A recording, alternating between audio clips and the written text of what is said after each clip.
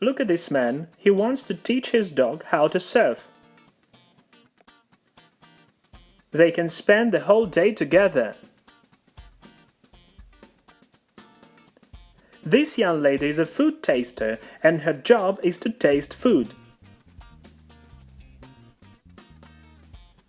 In all of these sentences you can see the verb form which is called the infinitive. To teach, to serve, spend, to taste. All these verbs are infinitives. So what is this? What is the infinitive? Infinitive is sometimes called the dictionary form of the verb. So when you open a dictionary, all the verbs there are presented in their infinitive forms. So this is the basic form of the verb. One important characteristic of the infinitive is that it doesn't have any tense forms. Look at the sentence, he wants to teach his dog how to surf.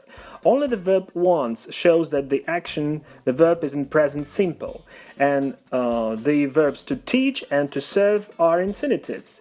Infinitive doesn't have any present tense forms, no past forms, no future tense forms, just a verb in its basic form.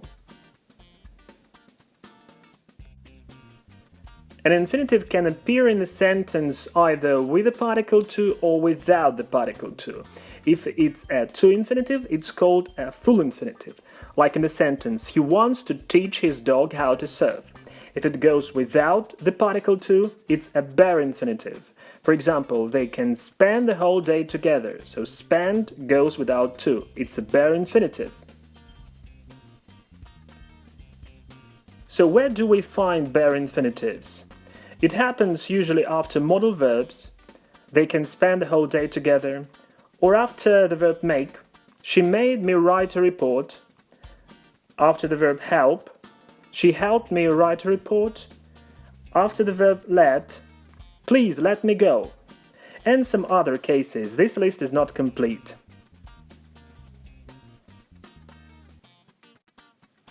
And of course we need to look at the position of the infinitive in the sentence. And we'll start with the third position, which is the object, because we find the infinitive in this position very often. For example, I want to learn English. To learn English is number 3. It's the object or object group in this sentence.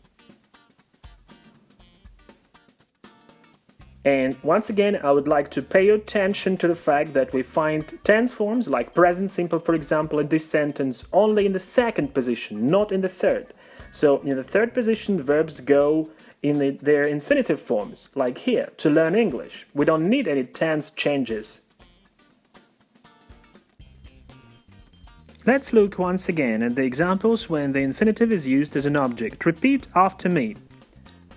They're happy to spend the whole day together.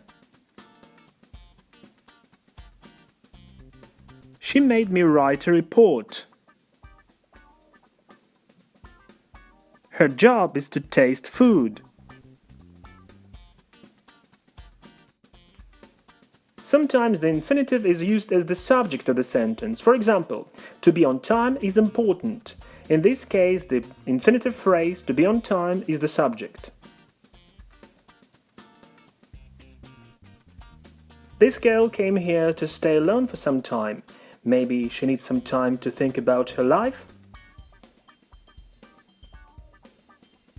Infinitive is very often used to speak about purpose. She came here, why? To stay alone.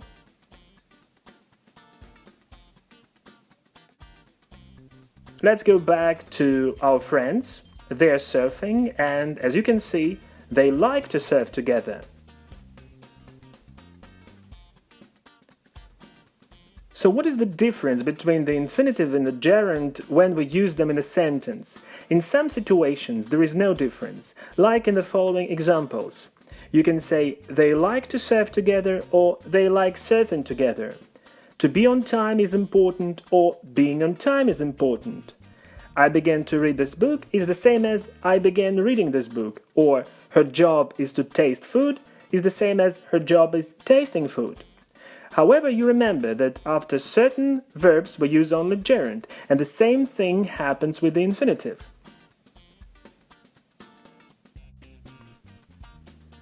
So we use only the infinitive after the verbs want, decide, would like, agree, plan, hope, and more. This list is not complete. Could you please repeat after me? He wants to teach his dog how to surf. They decided to go to Paris. I would like to read this book. She agreed to help. Jack plans to visit me next week. She hopes to get this job.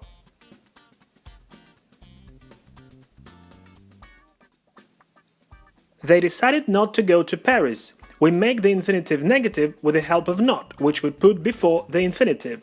Please remember, you cannot say they decided don't go to Paris because the infinitive is not present simple. Please remember that after prepositions we always use gerund, not the infinitive. For example, I'm fond of collecting plain models. This is the only possible way. You cannot say I'm fond of collect plain models or I'm fond of to collect plain models.